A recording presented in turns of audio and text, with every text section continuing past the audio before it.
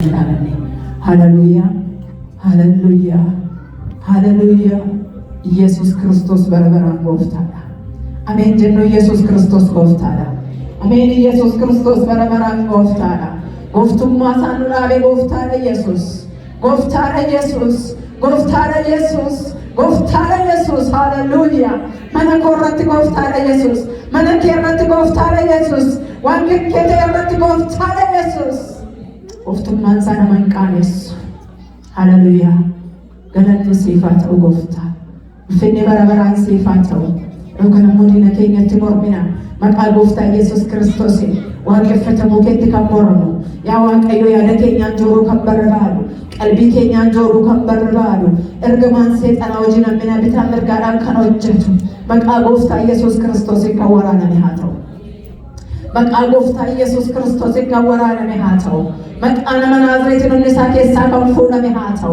ዶገነት ከመሉ ሲዋቀፈቹና ዶገነት ከመሉ ፈርፈተ ቡኬት ዶገነት ከመሉ ለቀበ ቡኬት ያዋቀዮ ጆሌ ከብልሱማ ራሲና ዋቀፈተኒ ያዋቀዮ ተኩማ ላይ ያለ ተኮን ሲና ዋቀፈን ጎፍታ ገዳን ሲፋተው ፍን ሲፋተው ግዱ ከየቱን ፍነከ ጉዳት እንደደቢ ኦዋ መለለ ደቢ ያዋቀዮ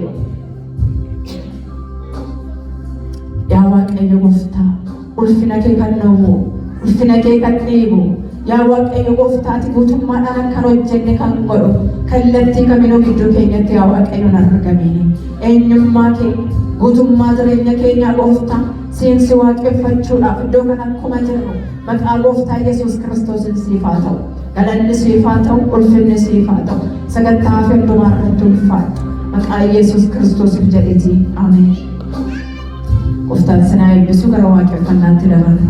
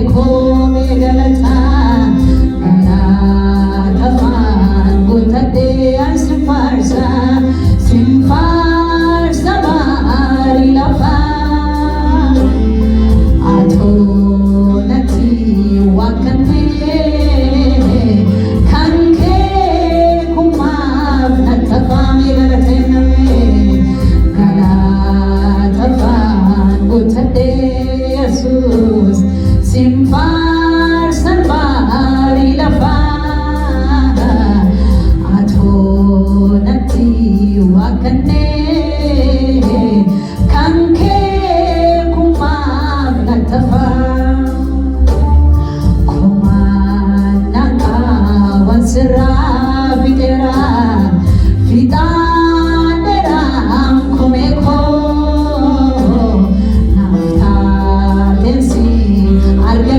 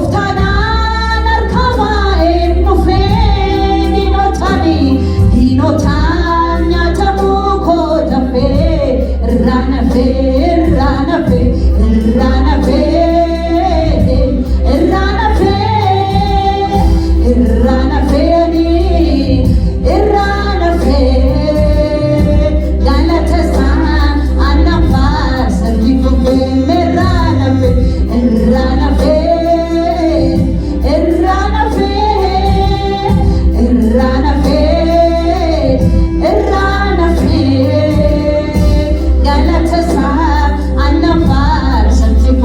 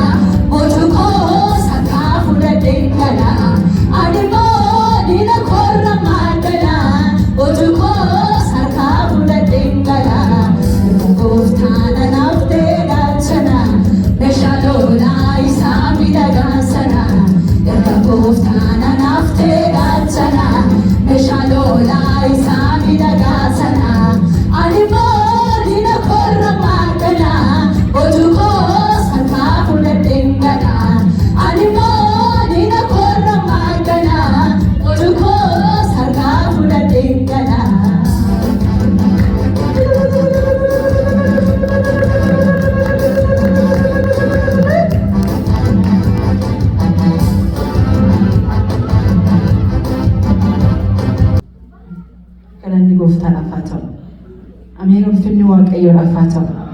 Dubbadhaa ulfinni Waaqayyoodhaaf haa ta'u. Galanni kan isaa ta'u Gooftaan isin haa eebbisu isaaniin jenna warra nu waaqeffachiise. Waaqayyo isaan haa eebbisu. Barri keessan guutuu mana Waaqayyoo keessatti faarfachaa hafa. Eebbifamaa taasisuudhaan immoo yeroo itti qabeenya keenyaan Waaqayyo nu waaqeffannu ta'a.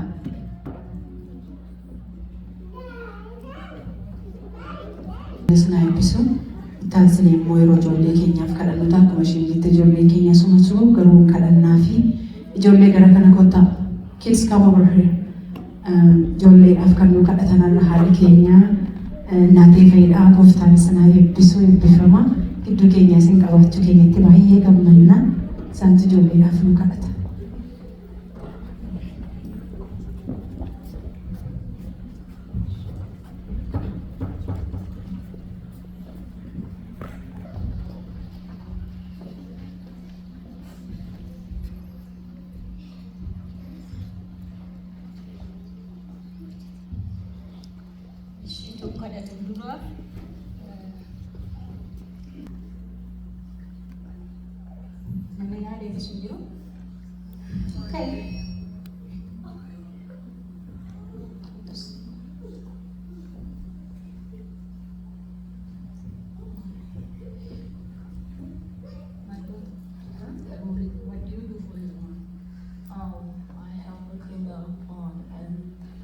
Wash dishes and I make all the medicine.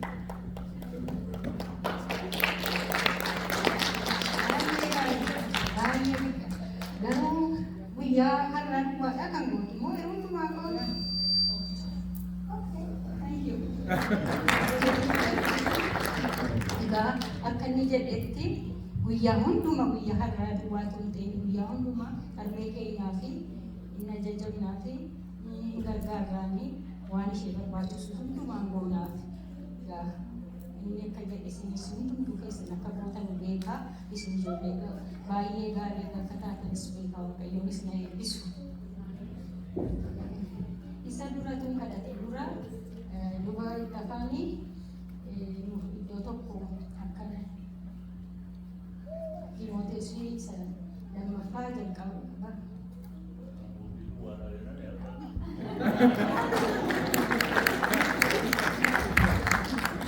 Harmootiin immoo kophaa isaanii jiran gatii ta'e buukan ergaa Timootewos isa lammaffaa boqonnaa tokko lakkoofsa 5 jalqabee jiruun dubbisaa kan immoo nutti keessan beektu Phaawulos waa'ee Timootewos dinqisiifata akkasumas immoo jajjabeessa ijoollee keenya jajjabeessuu irra jira jechuudha. Amantiin kee garaa qulqulluudhaan ta'uusaa anatti yaadatama. Amantiin inni dura akkoo kee Looyis haadha kee Yuuniik keessa ture sun si keessa akka jiru nan amana. Kanaafis kennaan Waaqayyoo isa yeroo ana harka koo mataa kee irra kaa'een siif kenname haaressitee akka ibiddaatti akka qabsiiftu sin yaadachiisaa jedha. Waaqayyoonis na eebbisu hin kadhanna. Yaa Waaqayyo abbaa keenya gooftaa keenya mootii keenya guddaa goonee si galateeffanna waan yeroo kanaaf waa'ee ijoollee kanaatiif guddaa goonee si galateeffanna waldaa keetiif maatii isaaniitiif biyyaaf eebba gootee ijoollee kana gatii nuu kennitee fi guddaa goonee si galateeffanna. Ammas immoo yaa Waaqayyo abbaa keenya yaa mootii keenya ijoollee kana guddisuun gargaaruun waan isaan barbaachisu hundumaa isaanii godhuuf fedha keetiif jaalala keenyuuf haa ta'u. Keessattuu immoo biyya kana keessatti yaa Waaqayyo ati beektaa ijoollee guddisuun akkam cimaa akka ta'e haa ta'u malee ati iddoo deemanitti mana barumsa isaaniitti iddoo itti taphatanitti waan hundumaatti jara gargaaran jara wajjin ta'uun fedha keetiif jaalala keenyuuf haa ta'u.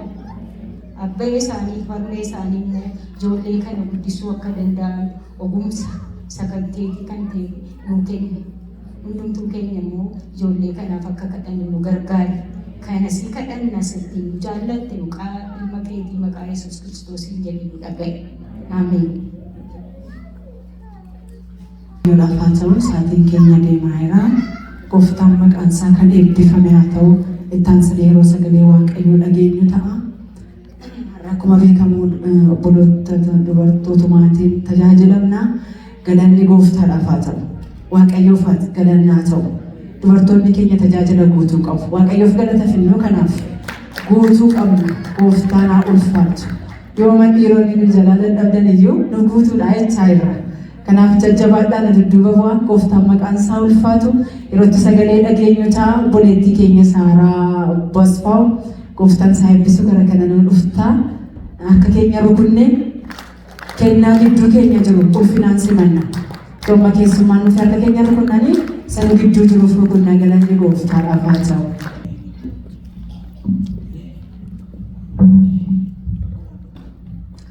Mooltan hundumti keessan baga nagaadhaan dhuftanii sagalee biyyummaa laataa baga nagaadhaan dhuftanii. Ameen. Waaqayyo maqaan isaa eebbifamuun har'aan nu ga'ee nu gargaaree nu eegee nu tiksee har'aan nu ga'ee guyyaa kanaanii maqaan isaa eebbifamu.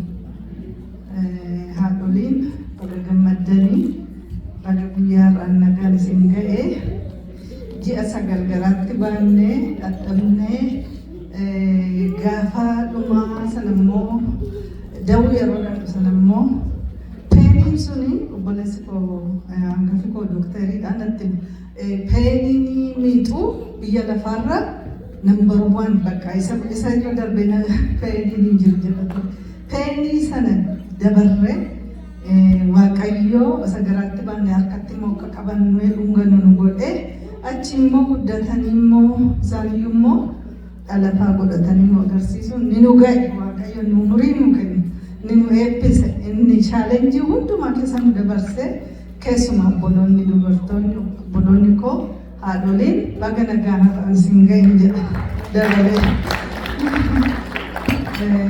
Maqaan isaa eebbifamu. Warri itti adeemtanis immoo warri yaangiin ittiin isin ga'a Waaqayyo. Kanaaf maqaan Waaqayyoo eebbifamu. Waan keessanis gaaf tokkoon galateeffanna walii wajjin.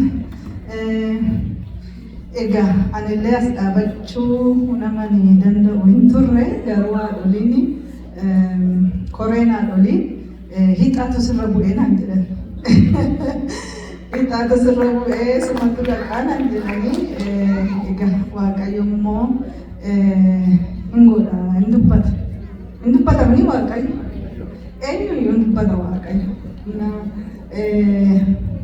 Waaqayyo hunduma keenyaaf sagalee qabadee namanaa hin kadhanname gooftaan ni dubbachuu danda'u akkamitti dubbatuuf haleluuyaa hin dubbattati gooftaa Waaqa keenya Waaqa Abrahaam Waaqa Isihaaq Waaqa Yaaqoob ati Waaqa guddaadha ati Waaqa jiraataadha Waaqa abbootii keenyatti dubbatte Waaqa raajotatti dubbatte Waaqa ergamootaan dubbatte har'as immoo ati nama qabda har'as immoo ati hin dubbatta si galateeffanna yaa Waaqayyo har'aan nu ga'uu keef carraa nu kennuu keef iddoo kana teenyee walii wajjiniin si waaqeffachuu walii wajjiniin si galateeffachuu walii wajjiniin maqaa kee waammachuu nu dandeessifte abbaa keenya gooftaa keenya si galateeffanna amma immoo ati nutti dubbadhu nu isin dhageenyaa akka Liidiyaaf gurra ishee bante akka Liidiyaaf laphee ishee bante laphee keenya nu banne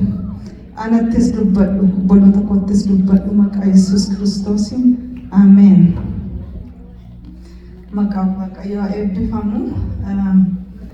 Egaa harri guyyaa haadholiiti jenneerraa waggaa waggaadhaanii amma Ameerikaa waan miti biyyuma keenyaayyuu har'a ganama yeroon teekstii namootaa ilaallu abdiin azarsi ga'eeru isaanis iddoo hundumaatti haadholiin iddoo jiranii har'a guyyaa kanaa yeroo biitis akkasuma jechaa jiru maqaan Waaqayyoo ulfaatu. Anillee maalan yaadaa ture har'a guyyaa haadholiiti waa'ee haadholii waan dubartootaa dubbachuun irra jira waan jedhu yaadaa ture. Waaqayyo immoo Hafuurri Qulqulluun immoo laphee koo keessa waan inni kaa'u waan biraadha. Yeroo kadhadhu guyyaa maaliin dubbadha achi dhaabadhee namoonni kunoo sabni kee kunoo waa dhaga'uu dhufa yaa Waaqayyoo calmadhee abaqii waan fudhatee deemu tokko dubbadhee bu'uu hin barbaadadhee Waaqayyoon kadhadhu Waaqayyo laphee koo waan inni kaa'een dubbadha. egaa beektu baay'ee haadholii macaan qulqulluu kana keessatti yoo dubbanne baay'eetu jira miti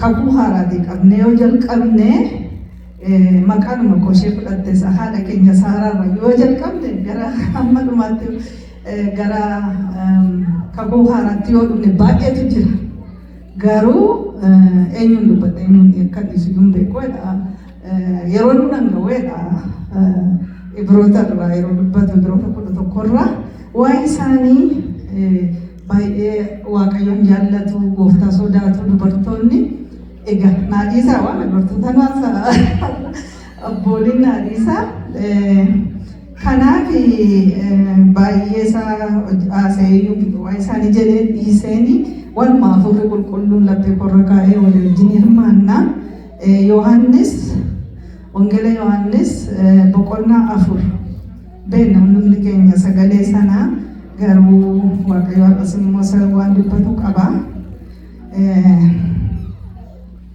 Yohaannis boqonnaa 4 lakkoofsa 3 qabneetu xinnoo isheen dheerataa amma 30tti dubbifannaa ani immoo ijoollee jenereeshinii qubee kana miti dafee dubbisuu hin danda'u bulettiin kun gargaarti dubbisuudhaani Wangeela Yohaannis boqonnaa 4 qabnee dubbifanna. Gooftaa Yesuus Kiristoosiin nan dubbisa. Kana booddee inni kutaa biyya Yihuudaa dhiisee Galiilaa dhaqe. Yeroo achi dhaqu immoo Samaariyaa keessa garboon isa irra ture. Kutaa biyya Samaariyaa keessaa gara mandara Sikaar jedhamu tokko dhufe.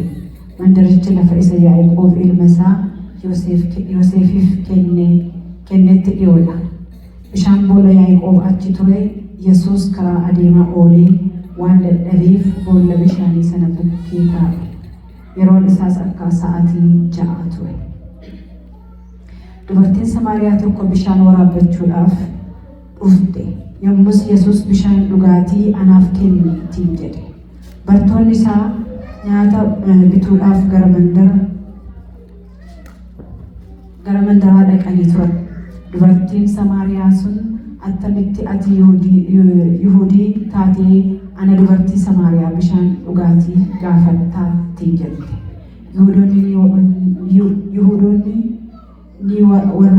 Yihuudoonni warra Samaariyaa wajjin qodaa tokkotti soorratan. Yesuus immoo deebiseefi kennaa Waaqayyoo utuu beektee inni bishaan dhugaatii anaaf kenne siin jedhe kun eenyu akka inni ta'e utuu hubattee silaa situ isa kadhata. Inni immoo bishaan yeroo hundumaa jiraatu siif kenna ture jedheen. Dubartiin kana irratti yaa gooftaa atoo waan ittiin budduuqsitu hin qabdu. Boolli bishaanichaa immoo gadi fagoodha.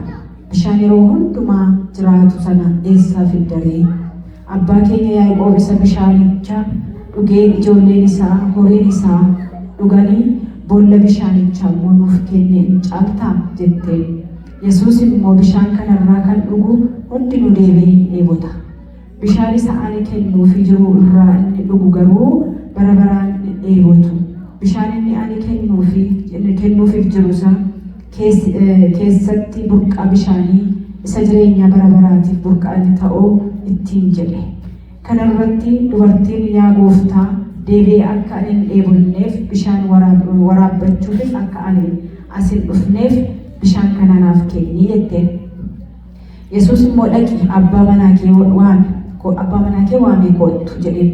Dubartiin deebiftee anoo abbaa manaa hin qabu jetteen. Yesuus immoo isa abbaa manaa hin qabu jette bayeessa dubbatte. Abboota manaa 5 qabda yoo turte iyyuu inni amma si wajjin jiru abbaa manaa kee miti kana dhugaa dubbatte ittiin jedhe. Kana irratti dubartiin akka ati raajii taate nan arga. Yaa gooftaa abboonni keenya gaara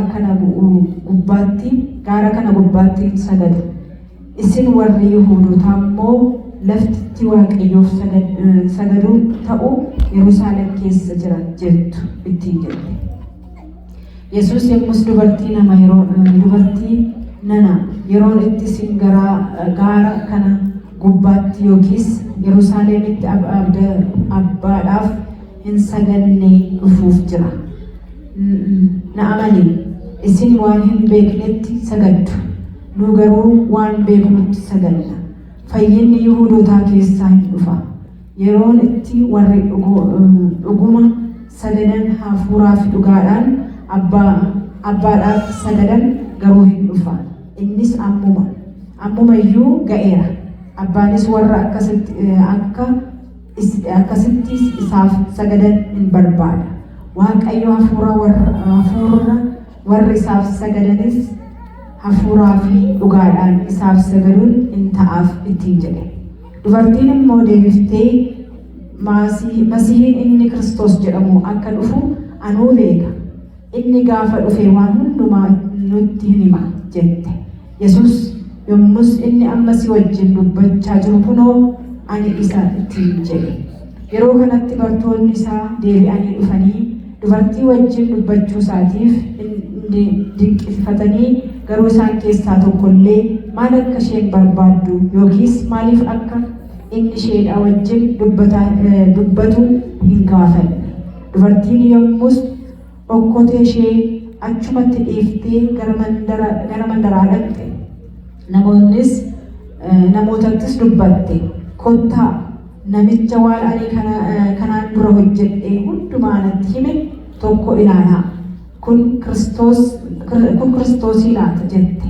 Namoonni yeroo sanatti mandaricha keessaa ba'anii gara isaa dhufuutti ka'anii. Ameen. Waaqayyo eebbisuu. Iddoo kanatti egaa daqiiqaa yartuun kenname gabaabsee iddoo xinnoo ishee waan xinnoo ishee ilaalla kana keessa mata duree isaa maal jedhee kenneefi Yesus jaalallee cubbamaa nama cubbamaa. Yesus jaalallee nama cubbamaa. Iddoo kanatti yeroo ilaallu seenaansa Yesus Kiristoos iddoo tokko ka'eetu biyya Yihudaa dhiiseetu gara Galiilaa deema ture jedha. Yeroo adeemu kana ergamoota wajjin adeema. Egaa karaa alternaatiivii baay'een jiraachuu danda'a ta'an beeku. Akkuma karaa biyya kanaa yoo ta'e iddoo tokko dhaquu fi iddoo baay'ee karaa baay'ee jira. Itoophiyaa yoo ta'e garuu irratti kiloo taatanii karaa tokko duwwaa jira. Anyway, asitti Yesus Kiristoos Galiilaa dhaquu yeroo ka'etti Samaariyaa biyya jedhamtu tokko keessa mandara Samaariyaa jedhamtu tokko keessa darbuun maal ture? Isarra ture jedha. Amaariif isaa gidd honeebbatedha. Basamaariyaa maaliif gidd honeebbatedha. Innaa karaa Samaariyaa jedhamtu mandara sana keessa darbuun giddii isatti ta'e yookaan immoo isarra ture jedha. Oromiif isaa kun isarra ture. Maaliif ilaata jettanii yoo ilaaltanii dubartii tokkotu jira. Dubartiin kuni jireenyi ishee kan dalgatti galee jireenyi ishee kan dhaqee itti hadhaa'e wayii fakkaata. Dubartii kana arguu barbaade Yesus Kiristoos. Kanaafin jaalallee nama cubbamaa jedhe. Jaalallee Yesus Kiristoos jaalalli isaa dinqiidha. Dhugaadhumatti dinqiidha obboloota ko. Gara dubartii rakkattuu kana, gara dubartii gaaffii qabdu kana, gara dubartii namoota keessaa baqattu kana namichi na argaa laata maal naan jedhu laata abalfaa moo waa'ee koo dubbatu laata jechaa ofirratti birrachaa nama deemtu tokkooti Yesus Kiristoos yeroo kenneefi haalleluuyaa yeroo kenneefi wajjin taa'ee haasa'uu barbaade Yesus na dinqaa wajjintu waaqayyo kana cubbamaa jaallata gara koo akkasitti dhufe gooftaan gara tokko keenyaa moottan takka dhufe hin beekan cubbamoota barbaada dhufe Yesus waaquma irraa kan inni gadi bu'ee warra qulqulloota warra fayyan warra mootummaa waaqayyoo keessatti jiran miti barbaacha kan inni dhufe cubbamaa isa waaqayyoo ulfina waaqayyoo keessaa ulfina waaqayyoo jiraachuu dadhabee abboomamuu dadhabee baay'ee sana dhala namaa sana barbaacha isa abboomamuu dide, isa ajajamuu dide, isa jidaa sana barbaachatti teessoo isaa gadhiisee gadi bu'e. Nama ta'e dubartii irraa dhalatee akka keenya akka qofa akka keessan ta'ee dhufe biyya lafaa. Maaliif dhufe? Cubbamaa barbaacha. Ammas immoo iddoo kanatti dubartii kana barbaacha Samaariyaa keessa ba'u barbaade Yesuus. Eessa dhaqaa jira? Galiilaa deemaa jira. Garuu Samaariyaa keessa dhimma qaba. Dhimma guddaa tokkotu jira Yesuus. Inni yeroo darbuu dhufuu bishaan Yaaqoob boolla Yaaqoob qote tokko bira dhaqee taa'ee maaliif dhaqee taa'ee kan isin dhibu deemaa ooleetu abeet gooftaa guddaan kun gooftaan hundumaa danda'u kun gooftaan gara laafessi kun maqaan isaa eebbifamu dubartii kana barbaachuu waan barbaadee fi dhaqee bishaan boolla Yaaqoob sana bira taa'e. Gaaddisa barbaadee taa'een jedhu yookaan immoo iddoo walqixxaataa tokko barbaadee taa'een jedhu boqochuudhaaf deemsarra waan ooleef miila isaanii immoo deemsisni dhibu kan inni Galiilaatii ka'ee gara Samaariyaa keessa darbee Yihuudaatii ka'ee Galiilaa dhaqu suni miila isaatiin farda yaabbatee miti kan inni deemaa jiru tiraanspoorteeshinii adda addaa raayidii fudhatee miti kan inni deemaa jiru miila isaatiin deemaa jira. Gooftaan kun miila isaatiin kan isin dhibu koo biyya kana amma tajaajiltoonni gurguddoonni piraayiveet jeetii qabu miti. Piraayiveet jeet qofaa isaanii paayiletii isaanii wajjin iddoo tokko dhaqanii xop jedhanii bu'anii tajaajilanii deebi'anii galu. Yesuus Kiristoos garuu miila isaatiin deema akkuma qofa akka keessanii, hin dheebotas akkuma qofa akka keessanii, hin beekas akkuma qofa akka keessanii, hin dadhabas akkuma qofa akka keessanii. Hin dadhabeetu bishaan tokko bira bishaan boolla Yaaqoob boolla bishaanii ijoollee isaatiif maatii isaatiif qote tokko bira dhaqee taa'e. Dadhabeera. Nama wajjin haasawuun iyyuu dadhabdan yeroo dadhabdan tokko miilaan deemaa ooltan yeroo dadhabdan tokko nama wajjin haasawuun iyyuu hin dadhabdu hin uffitu. Garuu inni parpazii qaba waan ta'eef dubartii kana arguu waan barbaadee fi maal jedhe dhaqee taa'eetu dubartiin kun immoo sa'aatii ja'a akka biyya keenyaatti natti fakkaata middeedha. Dubartiin kun bishaan waraabbachuu laga kana dhufti. Yeroo dhuftutti konverseeshinii gochuu barbaade gooftaan ishee wajjin dudubbachuu barbaade. Tokkoffaa inni nama Yihuudii ta'ee nama Samaariyaa keessumaa immoo dubartii Samaariyaa wajjin haasa'uun qaanii guddaadha bara sanatti. Garuu inni bereerii sana hundumaa cabseetu dubartiin kun yeroo ishee bishaan waraabbachuu dhuftu guyyaadha immoo halkan miti yookiin ganama barii miti utuu aduun hin bahini yeroo baay'ee galgala yeroo aduun dhiituu fi ganama immoo aduun hin gubin kan bishaan laga dhaqanii waraabbatan ani gatariitti guddadhe beeka. Isheen garuu sababa nama sodaattuuf qaanii waan qabduuf waan itti qaamtu waan qabduuf waan namni waa'ee mashee gisee hunda waan itti fakkaatu dhokatteetu bibbirrachaa laga sana dhaqxi. Kanaaf Yesuus Kiristoos akkuma nama qaxaroo qabatee hin fakkaatu garuu raandamii fakkaata dubbiinsa dubartii sana wajjin haasa'uudhaaf dhaqee taa'e. Yeroo isheen dhuftuu dhiifama dubbachuma koo yeroo keenya gabaabsuudhaaf amma dubbifatameera waan ta'eef achuma keessa waan jiruun dubbadhee dhaabaa. Kanaaf yeroo isheen dhuftuu mee bishaan dhugaatii naa kennimee addabeera dheeboteera ta'a beela'eerasi. Ndaa'uun midhaan bituu dhaqanii ergamoonni isaa immoo gara mandaraatti achi ba'anii midhaan bituu dhaqan. Kanaaf mee bishaan naa kennimee yaadootti jedha. Isheen immoo maal jetti? Ati koo nama Yihuudiiti. Yihuudiin nama Yihuudii taate akkamittiin bishaan na gaafattaati? Akkamitti? Warri Yihuudaa fi warri Samaariyaa kuni walakkaas fuudhanii nyaatanii akkuma isin jedhee waan isaan walii distaansii walii kennaniitu jira. Gaa yeroo sanatti isa kana paastariin barsiisataa yeroo biraa. Anyway, achitti dinqisiifatteetu Tokkoffaa dhiirumaaf dubartiin iyyuu kanatti wadaale waliin haasa'uun iyyuu qaalii ta'a yeroo bara sanatti keessumaa. Lammaffaa immoo inni Yihudiidha, isheen Samaariyaadha. Mana keenya yeroo danda'e attamitti bishaan gaafata ati Yihudiidhaa ta'an immoo Samaariyaa ta'ee jetti. Inni immoo yeroo sanatti maal jedha? Ati kosi hin gallee kennaa Waaqayyoo fi nama bishaan naa kennu jedhu kana naa kenni jedhu jedhee si gaafatu kana utuu beekte ati iyyuu isa kadhatta turte jedha.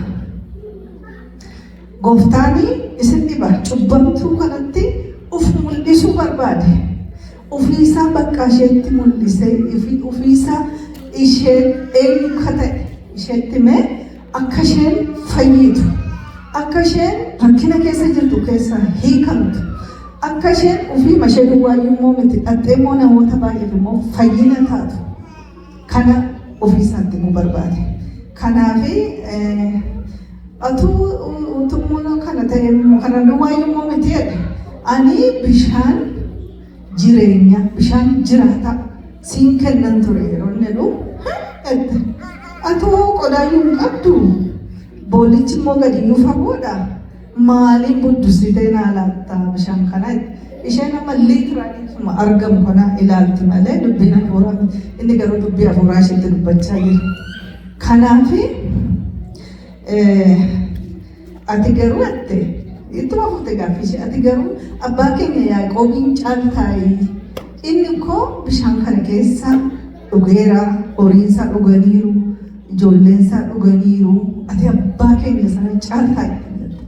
Yaaqoob jechuun egaa yeroo sana bara sana dhugaadha ammayyuu naasaama dubbiin Yaaqoobii, Abrahaam, Yaaqoob, Yisaaq, Yaaqoob kuni abboota warra duraan turan warra jalqabaa. Isaaniin caaltaa isa caaltaa ta'etti. Innaan inni immoo ammas ittuma haasa'aa ittuma fufee haasa'aa waa'ee isaatti mul'isuu barbaada eenyu akka ta'e itti himuu barbaada. Isin dhibuu garuu dubartii cubbamtuu tokko, dubartii rakkina qabdu tokko, dubartii soosaayitiin illee ishee agallabe ishee jibbe tokko, seenaan ishee gadhee ta'e tokko. Yesuus Kiristoos ilmi Waaqayyoo inni guddaan sun, inni jabaan sun, inni gooftaan suni ishee wajjiniin taa'ee yeroo fudhatee ishee jinaa sa'uunsa baay'ee nama dinqa. Baay'ee nama dinqa. Ani kan hin dhufeefi jedheetu amma nda'u ajandaa ishee faa jijjiiruutti kaatee isin ikkoo namni kan inni sagadurra jiru Yerusaalemitti jirtu abboonni keenya garuu gaara kanatti sagadanii akkas akkasitti waa'ee hafuuramutti kaasuu barbaadde yeroo ilaaltu yaada isaa ilaaltu namni kun jettee dinqisiifatteetti silumayyuu noormii jiru keessaa bahee ishee haasofsiisuunsa ishee dinqeera. Achi booda bishaan jireenyaa kana maaloo naa kenni, bishaan jiraataa kana naa kenni. Akkuma lammata addan dhufee iyyuu ani bishaan kana ofirratti miidhachaa nama sodaachaa dhufee makkanii asin deddeebineef iyyuu bishaan kana naa kenni meettiin jetti. Bishaan kana naa kenni akkana deddeebineef ittiin jetti. Yeroo sana maalidha gooftaan immoo mana qibbaa manaa kee waame kottu ittiin jedhe. Amma lafa madaa ishee sanatti bu'ee dhaqee gooftaan. Taargeetiin isaas layyuu kanuma gooftaan itti bu'ee madeessee deebi'uu kana mootaa akka namoota dubartiin kun immoo abbaa manaa ishee akkuma uffataa jijjiirti isheen abbaa manaa kana amma immoo sagamii jijjiirti laata jedhee nama dhiisu mitin immoo namoonni warqaan akkasitiin jedhu ta'a. Mana qibbaa manaa kee waame kottannaan ana abbaa manaa qabatte jennaan inni immoo dhugaa keette abbaa manaa qabachuun kee sirriidhuma abbaa manaa isheen qabda turte inni atama wajjin jirtu kun iyyuu immoo abbaa manaa kee miti sirriidhuma jette kamittiin jedhe. Yeroo sana dubartiin suni haa jette baqa waan keessa isheetti isheen dhossattee jirtu mistira ishee, rakkina ishee, gaaffii ishee, yeelloo ishee, qaanii ishee sanama keessaa ishee baase sana akkasiroonni itti bu'uu bakka atoo raajiidha fakkaata jette. Atoo raajii fakkaata maaltu miti kana bartee waan jedhu fakkaata waan hin keessa jiru waan hin keessa darbe kana yookiin waan nama keessa jiru kana akkamitti barteeti waan jedhu fakkaata. Yaa gooftaa raajii fakkaataati. Raajiin ta'ee naftooti jette. Inni immoo egaa erga inni kanatti dubbate booda waa'ee bishaan jireenyaa sargatti mee booda iji ishee akka banamu barbaade gooftaan. Iji hafuura isheetii baname akka isheen bartu barbaade. Ilaalamee nutti immoo abboonni keenya masiihni jedhamu kiristoosni jedhamu tokko yoo dhufe inni waan hunduma isaa nutti himaa. Lafatti sagannus addamta akka sagannus nutti himaa fa'aa jettee immoo itti kaasutti kaate.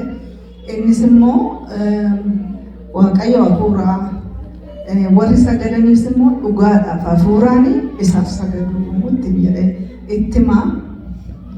Amma dubbii hafuuraatti mee inni masiin suni yeroo dhufu Kiristoos inni jedhamu masiin sun yeroo dhufu waan hundumaa kan nutti himu beekna jetteetti dubbatti. Innaa gooftaan immoo haalleluuyaa maqaan isaa eebbifamu. Inni si wajjin haasa'aa jiru kun nama si wajjin dubbachaa jiru kun immoo isaan ittiin jedhe haalleluuyaa maqaan Waaqayyoo eebbifamu.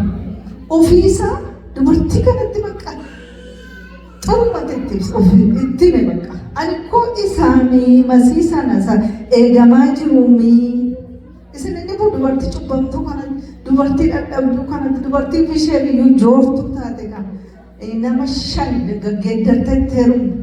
Maal jedhama biyya keenyatti iyyuu baay'ee rakkisaadha. Isuma tokkollee namni yoo heerumee hiikee gara biraatti heerume jedhama. Isheen gosi 5 ma yaadame abbaa manaa 5 hiitte 5 heerumte. Kanaaf gooftaan garuu inni jaalallee cubbamaa inni ta'e. Inni cubbamaa jaallatu, cubbuu hin jaallatu kana beekaa. Cubbuu hin jaallatu garuu cubbamaadhaaf jaalallee inni ta'e. Dubartii kana ani koo isaanii masii sanaamanii isa eegamu sanaamanii koo isaanitti jedhe. Sinumayyuu maal ittiin jedheera inni bishaan naa kennime siin jedhu kuni utuu beekte inni si wajjin dubbachaa jiru kun inni taa'ee yeroo sii kenne si wajjin haasa'aa jiru kun eenyu ta'uusaa utuu beekte situ kadhata ture. Situ isa kadhata ture ittiin jedhe. Kanaaf maqaan Waaqayyoo eebbifamu. Dinqiidha kansa. Anoo akkasii laata seen jenne amma gaa lapheen ishee banamaa dhufe iji ishee banamaa dhufe achi ani koo isa meroonni jedhu kana gidduutti ergamoonnis lafa deemanii midhaan bituu deemanii deebi'anii dhufanii isaan yoo dinqisiifatan maal inni dubartii jinnaa battee haasa'u inni dubartii jinnaa haasa'u kuni har'ammoo gooftaan maal fide har'ammoo dubartii makaanaa jinnaa haasa'uunsaa gummaa jechuudha waan jedhan fakkaatu. Inni immoo maal jedhee iddoon midhaan isaan fidan dhufan iyyuu yoo beela'ee jira ta'e yoo dadhabee jira ta'e dinqisiifate gooftaan. Maaloo barsiisa nyaata yeroo ittiin jiran ani koo qo'amee dubbii tokko qabadheen jira waan jedhee fakkaata. Namatu nyaata fidee fi nyaateera jechuudha ittiin jedhanii yaadatu. Siloo beelofneerraa karaa deemaa oollee dadhabneerraa maaliif hin nyaatudhaniiti gaafa yaadan. Inni immoo ani nyaanni koo abbaan koo isanii ergee fedha isaa jaalala isaa raawwachuudha. Innis immoo maal egaa cubbamoota barbaadanii cubbamoota gara mootummaa Waaqayyoo gara fayyinaatti fidu jechuudha. Nan gabaabsa dhiifamaa daqiiqaan gogaa jira. Maal jedhe egaa gooftaani kan erga ittiin jedhee booda ani koo isaan erga ittiin jedhee booda dubartittiin okkotee masaasila bishaan masaasila budduffattee galuu jettee achumatti waa'ee okkootichaa waa'ee bishaanichaa dhiiftee gara safaraatti gara mandara Samaariyaatti fiddee sokkite. Isin dhibus lakkoo baqatteeti na arguu laata jettee sodaachaa dhokattee deemti miti. Amma garuu gara isaaniitti deebitee fiidee dhaqxeetu mee waan isinitti hima isa gudii koo natti hime isa waan keessa darbe jireenya koo natti taasise namicha tokko mee kottaa ilaala ani beeku Kiristoos ilaala Kiristoos isa jedhame sana hin ta'in nafunni itti haasawutti kaate labsuutti kaate bakka waa isa odeessuutti kaate laphee ishee rukute bakka. Kanaafi namoonni Samaariyaa miidhagdee ilaalla kadhanii gaafa dhufanii dhugumayyuu gooftaanoo haasaan isaa dinqiidha, dubbiin isaa dinqiidha, hin dhaggeeffatanii nama baay'ee dhufe mandara sanarraa dhufanii gooftaa ilaalanii dhaggeeffatanii maal jedhanii hin kadhatan jedhan gaa'u manu bira ooluun bira buli maaluun deemin jedhanii inni koo karaarra deemaa jira gara Galiilaa dhaqaa jira mee nu bira turtii jedhanii kadhatan jedha yoo dubbifattan.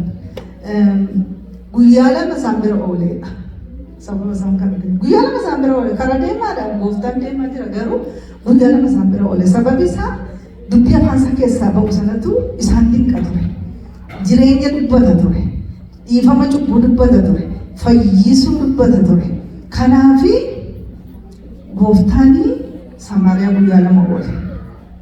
Sababa dubartii kanaafi namoonni baay'een isheen dhaqxeetti hin dhugaatti baate kun nama kanatu kunoo jireenya kanatti dubbate waan keessa darbe natti dubbate mee kottaa ilaala Kiristoos hin ta'in amansiiseen jette kanaan dhufanii yeroo dhaga'anii hin amanan isin hin amanan fayyinni kuni ishee duwwaadhaaf hin turre jechuudha.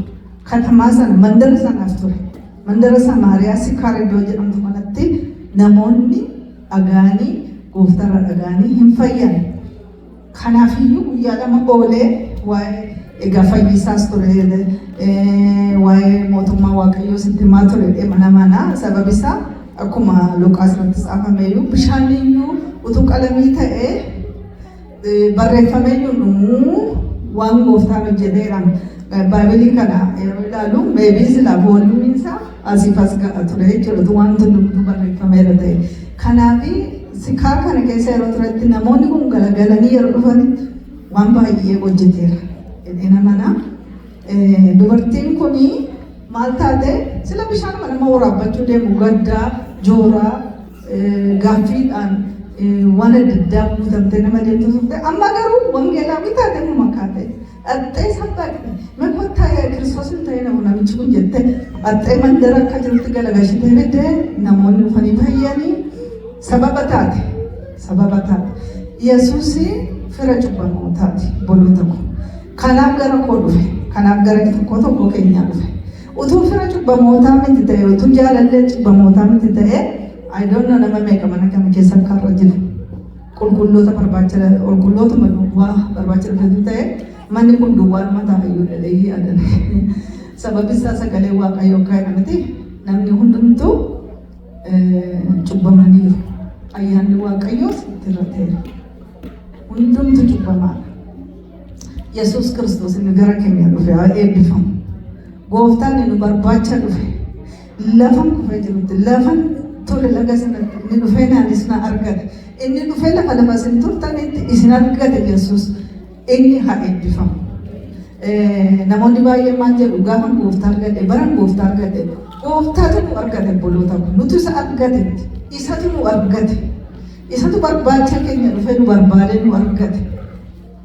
Satu seenaa keenya jijjiire dubartiin kun seenaa ishee jijjiirame amma lallabduu wangeelaa taate kaate seenaa ishee isa booda utuu fuufamee saafameera ta'e bakka nama jijjiirame nama jireenyi isaa gooftaa wajjin wal argee silasii namni wal argee gooftaa wajjin wal argee akkuma kaleessaa ta'ee jiraachuu hin danda'u. Ijaan gooftaa argite ani koo isaanii ani koo mansiisanaanii yeroo ittiin jedhu ani beeku waan isheetti dhaga'ame ija isheetiin argite idaa kanaaf inni taa'ee ana cubbamtuu kana sana na jibbe kana yeroo naa kenneen inni na wajjin haasa'aa ture kun idaa kanaaf jechuun ishee dhufu inni idaa fira cubbamootaa idaa inni jaalallee warra cubbamaa waan ta'eef kanaaf jettee dinqisiifachuun ishee dhufu. Maqaa Waaqayyoo haa eebbifamu. Boloota koo Waaqayyo isa dhageenya nuuf eebbisu paaster nuuf kadhatee nu eebbifama.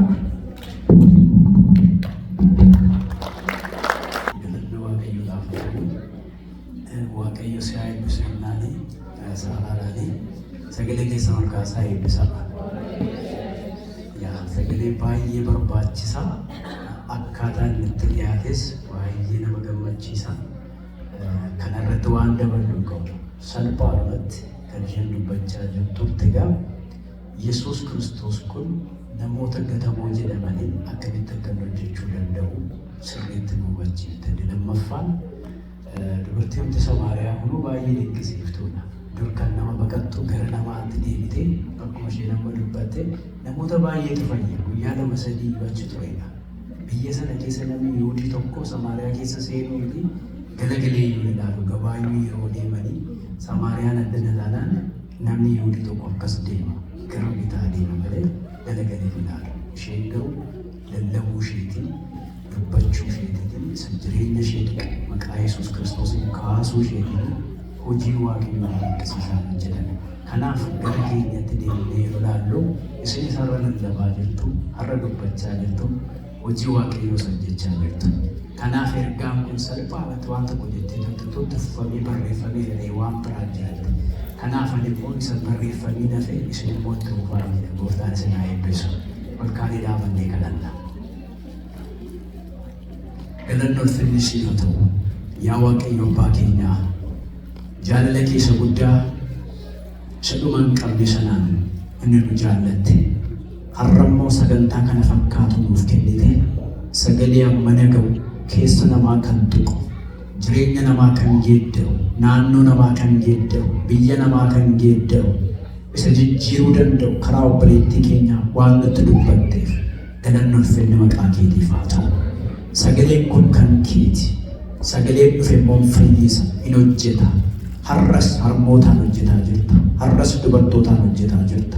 Hojiin kee dinqiidha. Yaa Waaqayyo, ammas harmoota kanaaf nan kadhadha.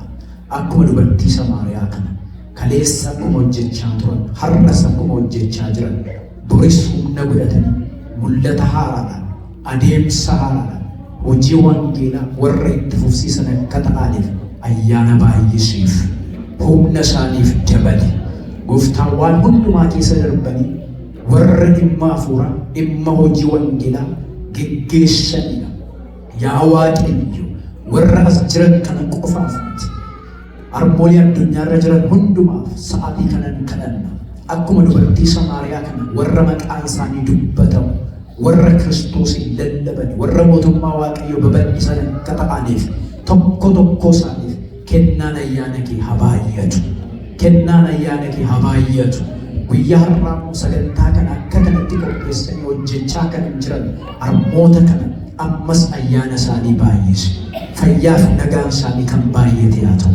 Egaa yaa Waaqayyo sagantaa dudduubatti hafee jiru kana ati nuuf eebbisi. Jaalalli kee ammas gidduu keenyatti raawwatamu. Obboleettii keenya Saaraan ayyaana isheedhaaf baay'isi. Hafuurri qulqulluun ammas keessa ishee deddeebi'ee waan isheen hojjechuuf dubbachuu dandeessu yeroo hundumaa akka isheedhaa kennuuf maqaa Gooftaa Yesuusiin jaalala kennuuf haa ta'u. Kana hundumaa waan gooteef galanni siif haa ta'u. Maqaa Gooftaa keenya Yesuus Kiristoosiin ameen. Eebbisu Pastor Nooraa goftaanis naa eebbisu eebbifama. Warra dudduuba dhuftan waggaa Waaqayyo guyyaa harmooliitiin isin ga'ee jenna. Waaqayyo isin haa eebbisu baga guyyaa har'aa geessanii galanni gooftaadhaaf haa ta'u. Taansin immoo gara gabaasa dubartootaatti deemna. Achumaan immoo harmeen keenya gabaa nu fudhatanii deemu. Waan baay'ee nu qabu harka keenya dhufnee harmee keenya iddoo baay'ee simannaa. Asii goota. Baay'ee nasiib. Gaafa guyyaa dubartootaa waan baay'eetu jira. Waaqayyo sinaa eebbisu baay'ee fayyaa ta'aa dhufuudhaafis akka kanatti bareedanii bashannantanii dhufuu keessaniif guddaa Waaqayyoon galateeffannaa. Maqaan isaa haa eebbifamu. Waaqayyo guddaadha. Ameen guddaadha. Waaqa isa guddaa kanaan walii wajjin waaqeffannaa. Hawwiin illee gabaatti na erguu barbaadde dura gabaan naqu. Dura waan dubbatu tokko hin qabaa. Sagalee Waaqayyoon dursaa Mazmura Daawit 68 quxurii sagal eebbisee naa dubbisti afaan Oromooti.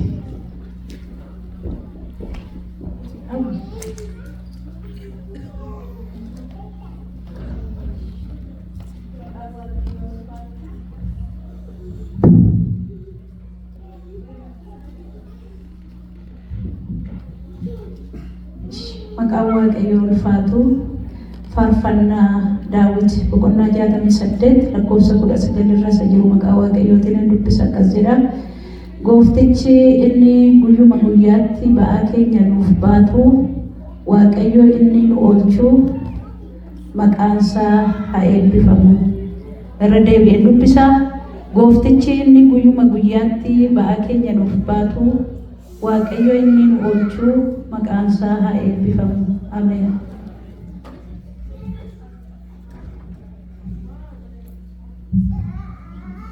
Maqaan Waaqayyoo haa eebbifamu. Inni guyyaa guyyaatti nu baatu.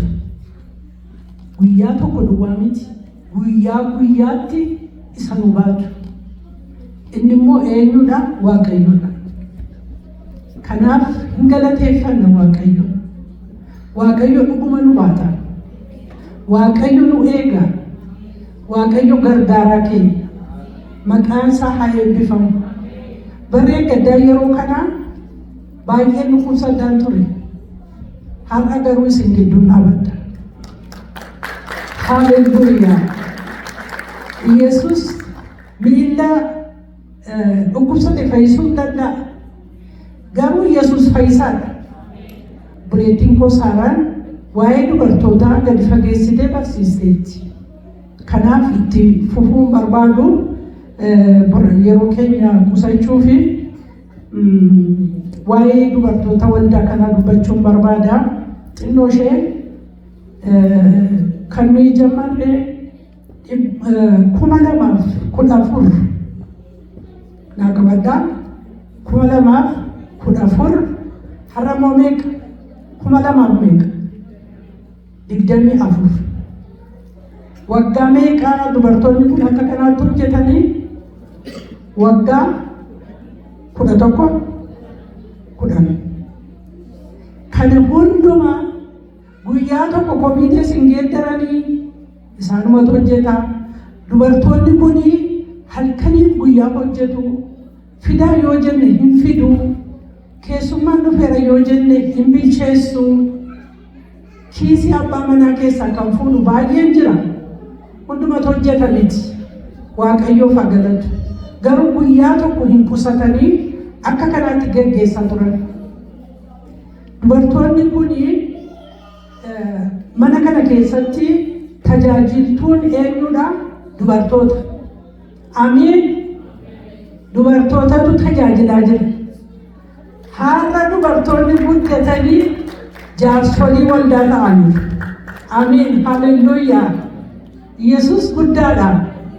Haadhotiin hin mo'atanii waldaa isaanii hin guddisanii har'a immoo Waaqayyo gaditti jaarsolii waldaateedha. Waldaan kun xinnoodha. Waldaan kun garuu yaadi isaanii guddaadha. Hubannaan isaanii guddaadha. Isa kanaaf Waaqayyoon guddaa galateeffannaa.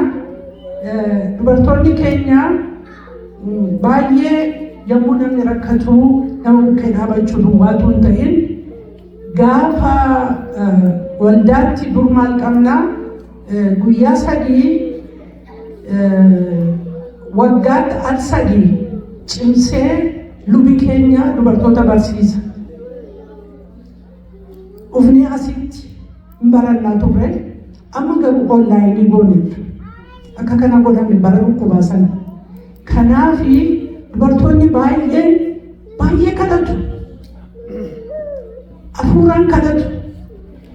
Baay'ee ciccimoodha dubartoonni keenya. Kanaaf Waaqayyo isaan eebbisee jechuun barbaada. Ameen. Waaqayyo nu guddisee har'a akka kanaatti Waaqayyo asiin nu gaheera. Onlaayinii jimaata 7-2 walii wajjin kadhannaa qabna. Ammas isa kana ittuma fufaa. Waan gaariidha waldaa kanaaf. Waldaan kun kadhannaa qabdi. Waldaan kadhannaa qabdu immoo hin guddatti. Kun dhugaadha. Namoonni waldaa keessa turanii isa kana beeku. Yoo waldaan kadhannaa qabaachuu baatte garuu guddinni ishee baay'ee rakkoodha. Dudduubaan kadhachuu barbaachisa. Dudduubaan jilbeenfachuu barbaachisa. Haadhotii kadhatan, abbootii kadhatan qabaachuun gaariidha. Waaqayyoof haa galatu. Kun nu gidduu waan jiruufi baay'ee Waaqayyoon galateeffadhaa. Egaa gooftaan maqaan isaa haa eebbifamu. Sa'aatii keenya tun isaan jechuun sa'aatiin koo akkana jalaan dabalee fi amma gara dhimma kootti hin gala. Waaqayyo sinaa eebbisu. Hin yaadda'inaa. Ani akkasuma gabaana gadaa waggaa waggaatti kanaaf na duukaa bu'aa harma naa kaffaltanii galtu miti. Yoo bubbuleessi gaggaafatteenis irraa fudhadha waanta ta'eef gara waldaatti fiddanii naa laattu waanta ta'eef hin yaadda'inaa. Amaariina warra hin nageenye wal bukkee warra jiranitti walii wajjin haasa'a. Galanni Waaqayyoof haa ta'u. Har'a waldaan kennaa tokko nuu laatteetti. Namni yaadate olaa qabu. Kennaa waldaan nuu laatte. Namni yaadate hin jiru. Haaleluyyaa. Ilaa hababaa gaarii, urgooftuu gaarii waldaan nuu laateera. Waaqayyoon isin eebbisu. Jaarsolii waldaa keenyaa hin galateeffannaa, luba keenya hin galateeffannaa. Waaqayyo isin eebbisu. Kennaa hafaa galatooma. Egaa maqaan Waaqayyoo haa eebbifamu. Gara sagalee Waaqayyoo fi gara jajuutti fixeera. Amma garuu dhimma koofiin isin gaafadhaa. Waan qabadheen dhufe maqaan isaa haa eebbifamu. Duraan dursee sagalee Waaqayyoon qaba. Kuni leezarii irraa hojjetama. Afaan qubeedhaan gara biyyaarraa dhufe. Kun maaliif dhufe yoo jettanii hin moofa'u. Dhugaadhumaan isinitti hima. Hin ciccitu. Namoonni baay'een keenya silkii irraa ilaalla. Baay'ee gaariidha. Silkii baatanii deemanii irraa sagalee ilaaluun toludha. Garuu macaafa qulqulluu qabaachuu jechuun waan guddaadha. Sagalee namoonni baay'een tiraasii godhatu kana. Kun tiraasii miti. Jireenya. Du'aa kaasa. Alaazaariittiin ka'e miti kana maqaan isaa haa eebbifamu. Sagalee ergee kaasee jedha. Mana koo keessatti hojjeteera kun. Sagaleen kun dhugaan isinitti hima. Kanaaf sagalee kana taarikii isaan isinitti hima. Yeroo sadii keenya macaafa akkasii bitee qeesiin faabeekuu qeesii yaabsi kan jedhamu faranjiin tokko anaafatu dastaadhaaf fidenuu kenna. Fudhannee mana keenya kaa'annee macaafa kana leezarii akkuma kanaati afaan isaa akkuma kanaa warqaamaadhaan mana keenya hosteela hojjenna nuuni ituma dhufanii keessumminnatii ijoollee warra guddisan jiru dhufaniituma deebi'anii macaafa kun hin bade. Amma macaafni kun badee hin badenne dhiisni ga'a. Garuu namni tokko iddoo tokkotti kadhannaa dhaqeetu macaafa kennaa isinii dubbisaa kadhannaan isinii godhaa ijaarsi guddaan tokko mana namaa dhaqee isheedhanii macaafa kana gadi fuudhaniitti kennan. Maqaa turra jira asirra. Maqaa Ato Destaatiin maqaa koo turra jira. Maali macaafni kun jedhee ilaalee madhiise namtichi. Macaafni kun hatamee mana namtichaa dhaqee jechuudha. Namni kun homaayyuu hin jennee dhufee nutti hime jechuudha. Namoonni baay'een beektu as keessaa hoosteelli akka jiru dhufanii nutti himanii yennaan itti ergine. Macaafa akkas akkasii mana keessanitti argameera. Inni kun immoo kennaa namaati. Nu deebisaa jennaan lakki nuun bitanne nurraa bitadhaa nuun jedhan. እሺን እንደገና መጽሐፉ መከኛ ዴቪኔብን መጽሐፉ መከሰ ማጀቹ በርባዴኒ ዝናሳ ስንትሙፍ ጀነሚት ዮበደዩ ሀርጋቹ ደንደሱ ለዘሪ ዮኒ ፉዴ ሳጥኒ ከሰካዩ በዱ ከናፍ ዋቀኙ መቃንሳ የቢፈሙ ሜ ከነት ገቲና ባሳ ጉርጉራቹን በርባደ መጽሐፊ ኩኒ ምን ተቆጥቆ ከሰየ ሀገሩ ኢጆሌ ከሰኒት ዳቱ ባፍቶኩ ይምባድ መጽሐፊ ኩኒ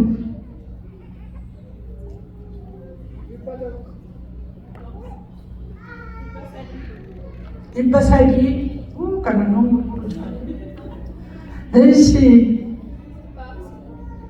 ይባፉር ታው ኢጆሌ ከታው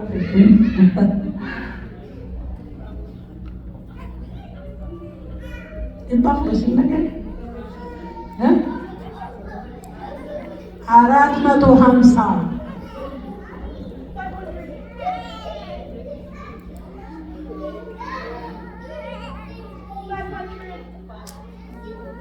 Awi betul aja.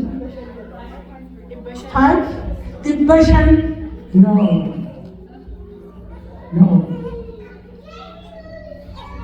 Kunimba ugal manis ultima lalich bici tarfali. Jonde ke sani tidaltu maka ke sani berti berresi tu. Bukan? Mereka Ibaja, mana? Kemudian dibaca karena guru dia beda. Sebenarnya dari lalu, juli ke salib AA, misalnya kada fuda AA fi.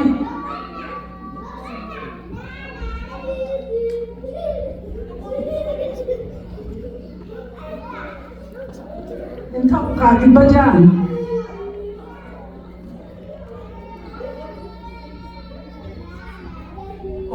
Ibaja fi torbatan shan 50 ndare ibaja shandam ne ketirna harke pannu bulan fakada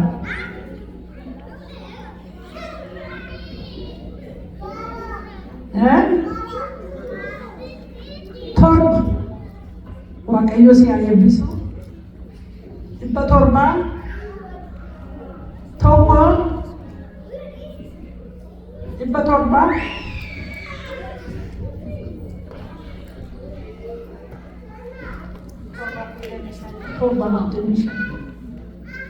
Torba detention. Mari saya nanti nak utarakan.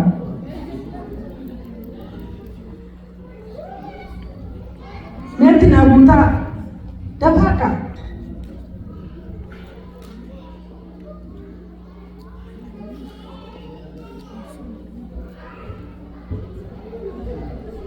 Buta met noje.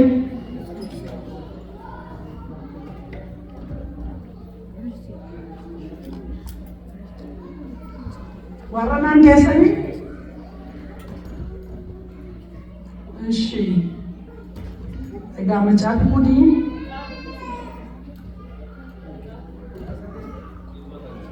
Ibasakat. Wakayo saya epis. Lasak buthali na malat ito na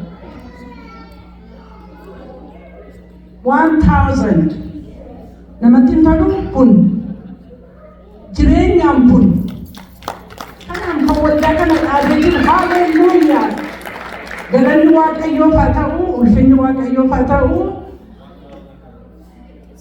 1,100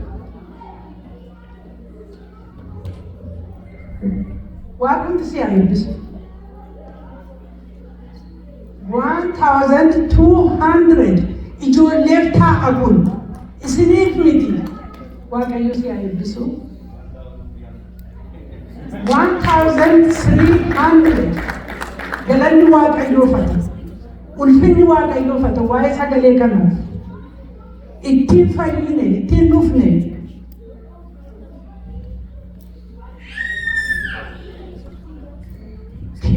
Sana tinabutaka kiltinitti naaguutaa isheetti naaguutaati hawwinatti madaraati. Itti naaguutaa.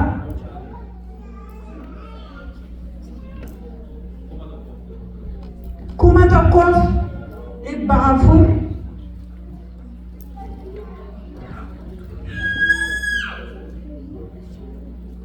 Mucaan kun baay'ee macaafa kana barbaaddeetti. Innis barbaadeera. Waaqayyoof haa galatu. Cuukkoo qabnaa. Maaliif aadaa keenyadha, aadaa Oromooti kun. Cuukkoo qabnaa, buna qalaa qabnaa, daabboo qabnaa, biddeenaa wajjin, birsiidhaa wajjin. Galanni Waaqayyoof haa ta'u. Eshi daabboo jamarraa itti hawwiin. Daabboo kana galaalaa. Qodaan sabichaan dhuguma isinitti himaa beekaan akka inni bitamu. Abbaan isaa qodaa isaa wajjin fudhatamu.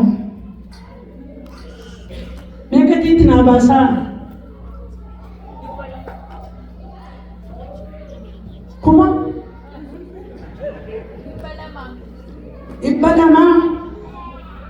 Maal akkamitti 200 qimamii biyyaa fidee waan inni baasaa fidee akkamitti 200 gurguratee kalangaa kun? Eshi fudhatanii galtanii guruppiidhaan teessanii dhisee nyaattan isinitti argamu. Nama tokkoon hin nyaatan. Eshi 500?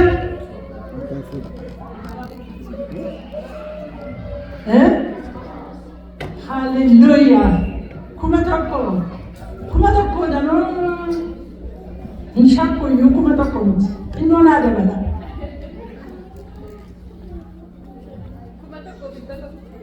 Kuma tokkoof 100. Kuma tokkoof 100. Faamiliidhaan nyaattu.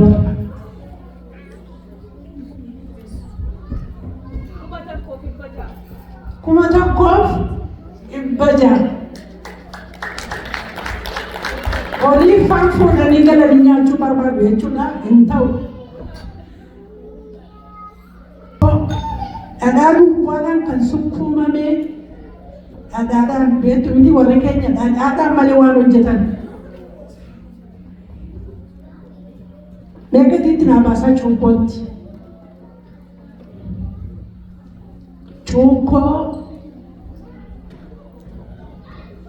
Cuukkoo ganama kaanee murree irraa nyaannee keenyee bahuu dandeenya. Cuukkoo garbuu beektu miti garbuu biyya humna ta'a. Jedhaa kan natti dhiyee dhangalamaadhu. Garbuu gatiitti naa baasaasi 200. Waaqayyo si haa eebbisu eebbifamee 200 duwwaadhaan gurguru. Cuukkoo moo atillee bor nyaattee hojii dhaquuf 300. 500. Waaqayyo si haa eebbisu. Eshi 600.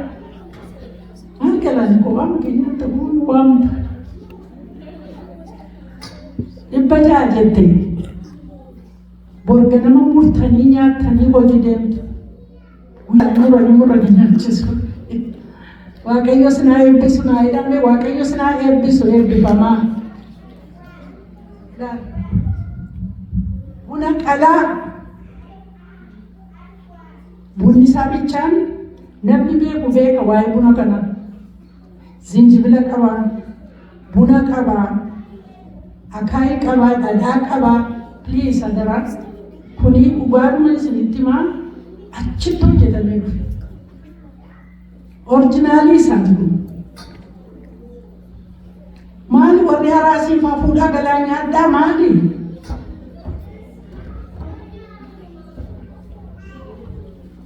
Waaqayyo sinaa eebbisu ittiin habaasaa meeqatiisi.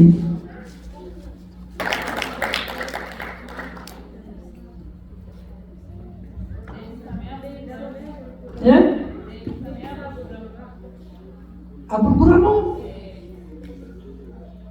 eebbifamaa.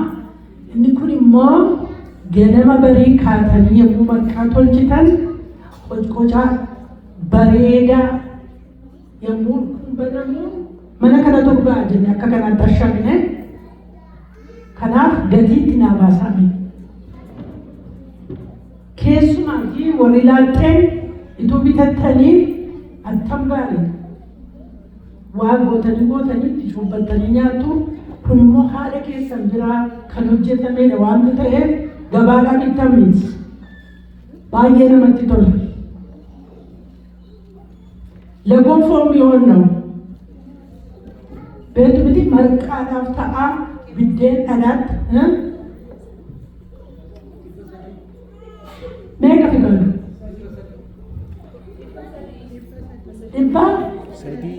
300. Maanta qarogamti dhibba sadii duwwaadhaan gurgura daree biddeenitti dhadhaa gootee itti nyaattee deemuu dandeessa hojii. Xinnoo meenaa dabalaa ishee 300 xinnoo boolla butaa sigaaraan.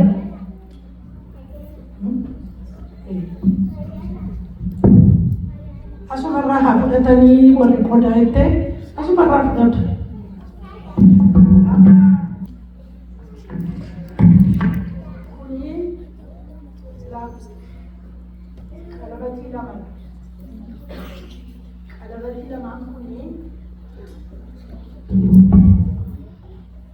Warqee asheetii biyyaatiif nama mana waaqayyoo jaallatutu lamaan isaanii ofirraa baasanii mana waaqayyoof kennan. Haleluuyaa! Maaloo takkaan tokkotaa eewtu jaalala akkamiiti kun? Faarfannaa tokko jiranii jaalala akkamiiti? Jaalala akkamiiti? Ishee amma gadi qabu kana gubbaadhaan warqee qubaa duwwaan qabaa gadiitti naa baasaa warqee qubaa duwwaan qabu. Eebbifamaa maasaa si qabu.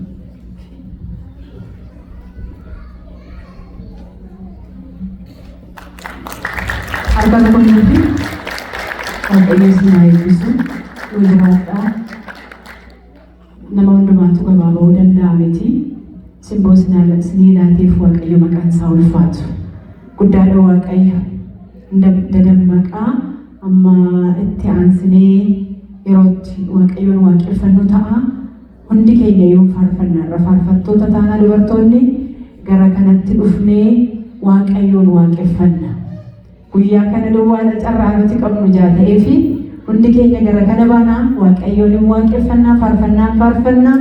Gara dhumaa keenya irra sagantaan keenya dhuma gaheera. Gooftaan isinaa eebbisu eebbifama. Harmooliin gara kana nuu kottaa. Carraan kun akkasiin hin dabarre yeroo biraa waaqeffattoonni nutti hin laatan har'a duwwaadha carraa. Harmooliin duwwaa kottaa.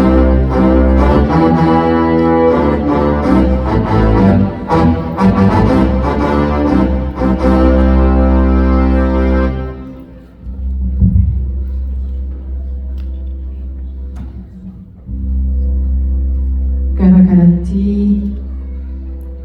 nu kottaa faarfannaa. Harmoolii dubartoota obboloota.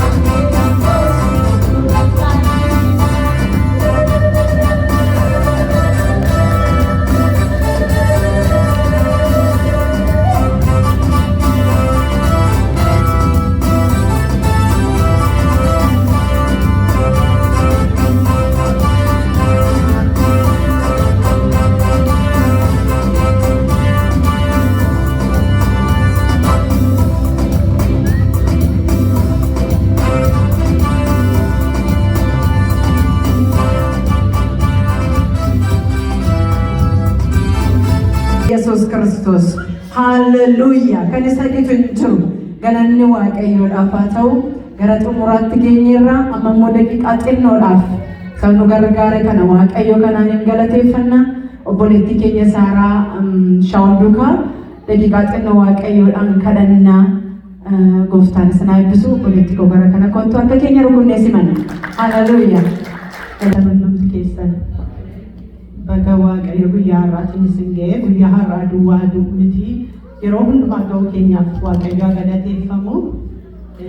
Guyyaa kana qasaan guyyaa haadholee jedhaniiru ka'aniiru nuyi akkasuma yaadaan ture gidduu kanana nuyi waa'ee jallarrisuu hin qabnu. Waaqayyo yeroo nama uumu durbaaf dhiira godhee uume.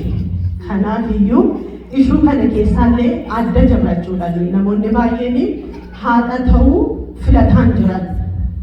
Isatti uumaman Waaqayyo isaan uumellee filataan hin jiran. Kanaan mataa cabaa jiru jechuudha. Nuni garuu Waaqayyo durbaaf dhiira godhee isa uume, isa gaarii godhee uume, yeroo uumu maaliif akka uume isa beeku, addaddummaa uume, isa keessatti dhiiraaf durba godhee nu uume, darbee immoo abbaa haadha nu godhe.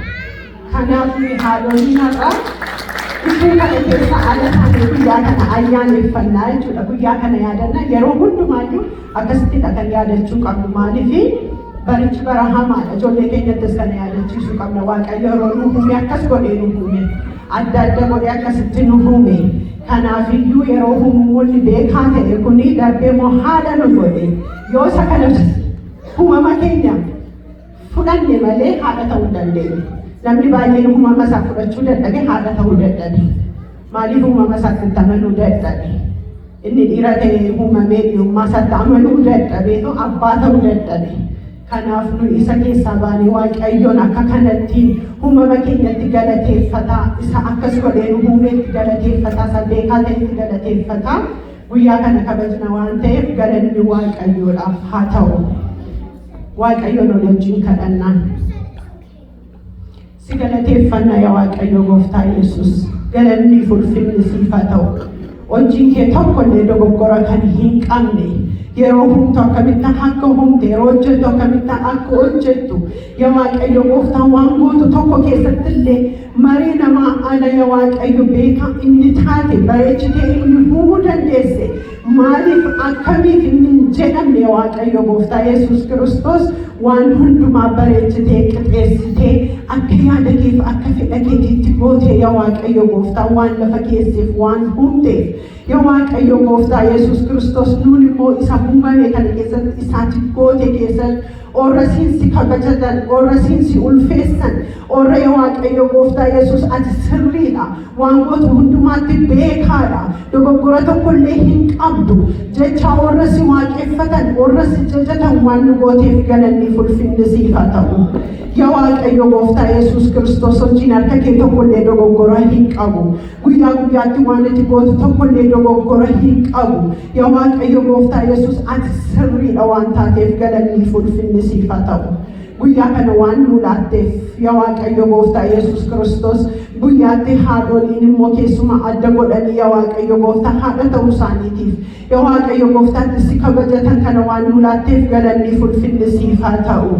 Yaa Waaqayyo Gooftaa Yesuus Kiristoos haadholii gootee yaa Waaqayyo kennaa isa ta'e ijoolleen kennaa Waaqayyo ta'e akkuma jedhu sagaleen kee kennaa gootee ija nutti laatte yaa Waaqayyo Gooftaa Yesuus Kiristoos waan harka keenya irra keesseetu jira.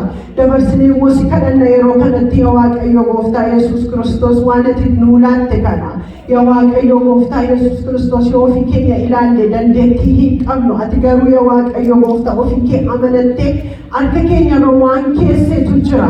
Yaa Waaqayyo Gooftaa haadha ga'aa taanee haadholii ga'oota taanee yaa Waaqayyo Gooftaa isatti nutti laatte dabarsinee yaa Waaqayyo Gooftaa wangeela kee keessatti sagalee kee keessatti ijoollee harka keenya irra keesse kana dabarsinee yaa Waaqayyo guyyaa guyyaatti waa'ee kee itti himaa.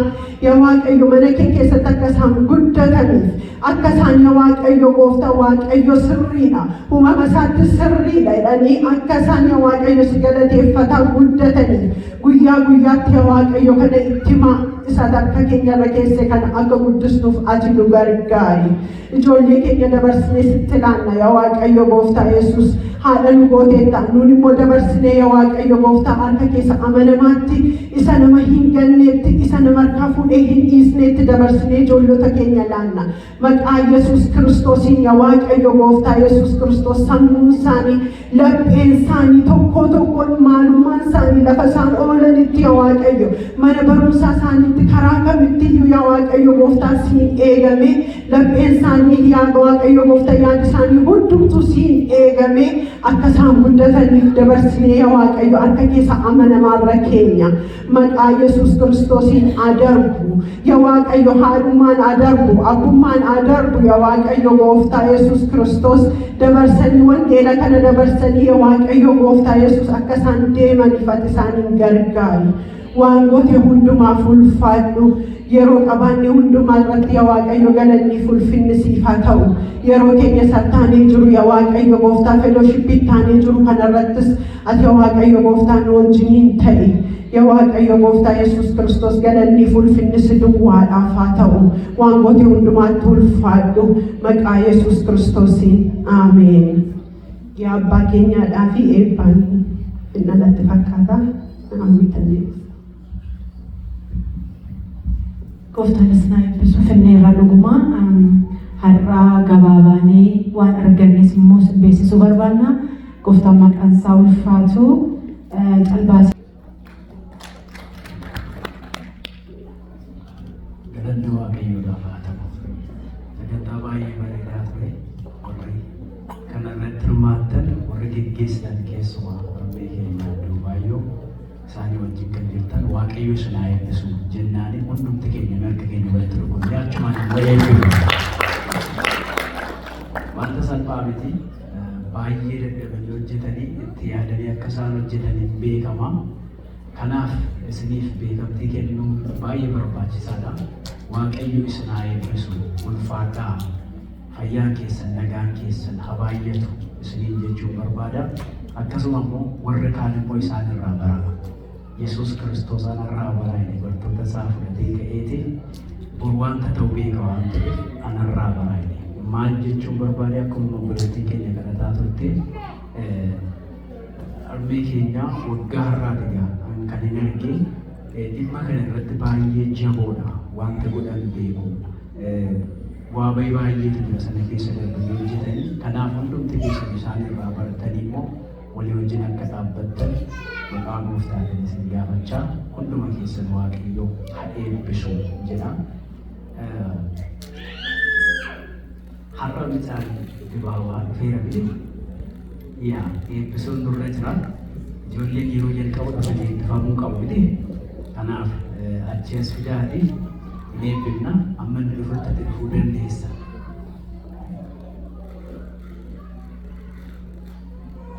Kun bu'aa harmootaa keessaa isa tokko asumatti ilaalama. Akka keenya walitti rukunnaa. Akka keenya dhiyeessu.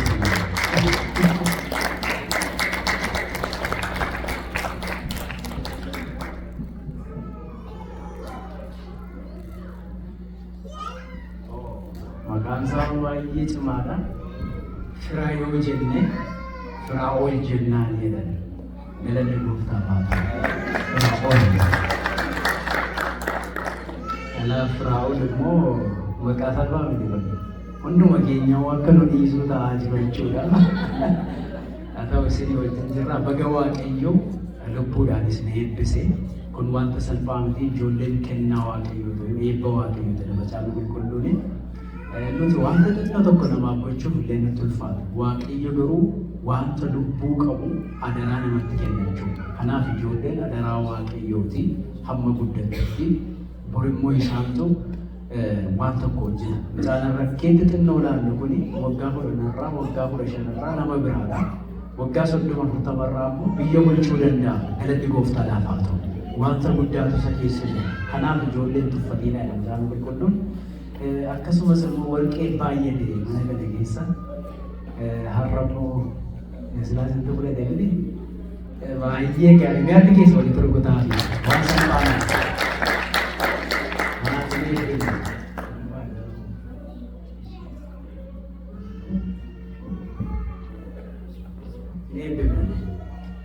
yaa Waaqayyo Waaqa hundumaa olii hundumaa kan dandeessu jaalala keessa guddaadhaan araara keessa guddaadhaan maatii kana gargaartee yaa Waaqayyo jalqaba isaa wal arganii kaasee ijoollee isaaniif kennitee har'as immoo itti fuftee eebbisaa jirta.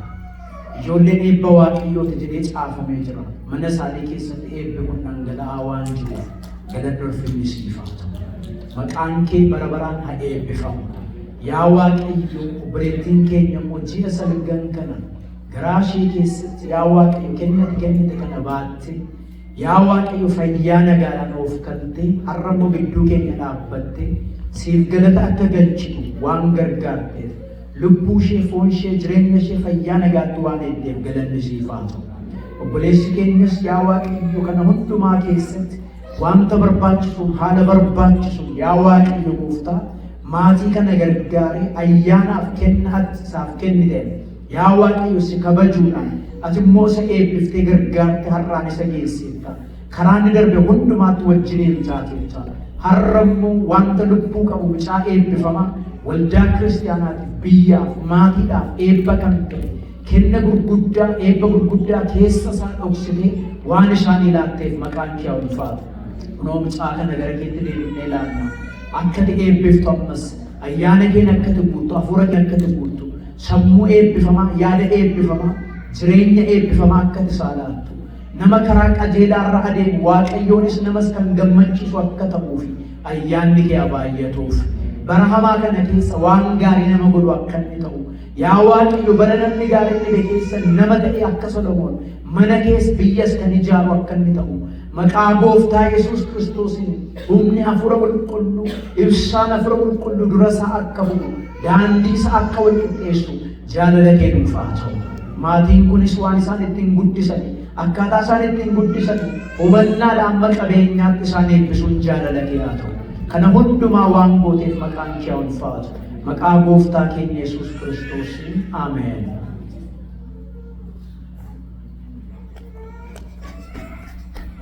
Gooftaan eebbifamu yeroo jalqabaaf immoo irra fayyoo akka boonatti ol kaanee dhaabannee galataan xumurra. Mee daqiiqaa tokko hundumti keenya mataa keenya gadi qabannee argamuu Waaqayyootiif gargaarsa inni gidduu keenyatti gochaa jiruuf Waaqayyoon kabajna galatoomna. Galanni ulfinni siif haa ta'u. Waaqayyo abbaa keenyaa sagantaan kun yeroo jalqabee kaasee hamma ammaatti gidduu keenyatti ayyaana kee baay'ifte warra tajaajilan hundumaaf kenna kee laatte yaa Waaqayyo hafuura qulqulluu isaaniif kennite sagantaa kana akka isaan geggeessan wanta keessa isaanii keessa yaa Waaqayyo gooftaa mul'inatti akka isaan hojjetan waan isaan gargaarteef galanni ulfinni siif haa ta'u. Hunduma keenyaaf ayyaana laatte eebba kee nu laatte fuula kee dura akka teenyu siinis akka dhaggeeffannu walii keenya irraas akka barannu yaada garaa keenyaas akka geeddaramu waan nu gargaarteef maqaan kee ulfina haa argatu. Egaa yaa Waaqayyo gooftaa ammas immoo guyyaa har'aa kan akka kanatti walii wajjiniin turre halkan kana akkasumas immoo guyyaa boriitti gara dhuunfaa jireenya keenyaatti yeroo deebinu hunduma keenyaaf ayyaana baay'ise. Nu wajjiniin ta'e nu geggeesse hafuura qulqulluu nuuf erge barsiisaa keenya nuuf ta'e waan nu gargaarte hundumaaf galanni siif haa ta'u. Maqaa gooftaa keenya Yesuus Kiristoosiif jettee kadhannaa keenya kana nuuf dhaga'i. Yaa abbaa keenya Waaqa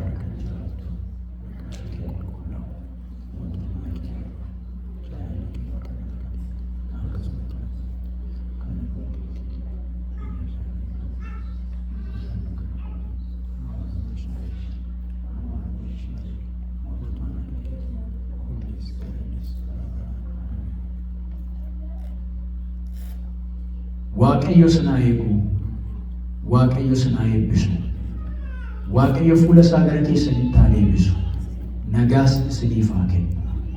Maqaa Waaqayyo Abbaa kan Ilma isaa kan Hafuura Qulqulluutti sadan Waaqayyo tokko. Ameen. Waaqayyo sinaa eebbisu.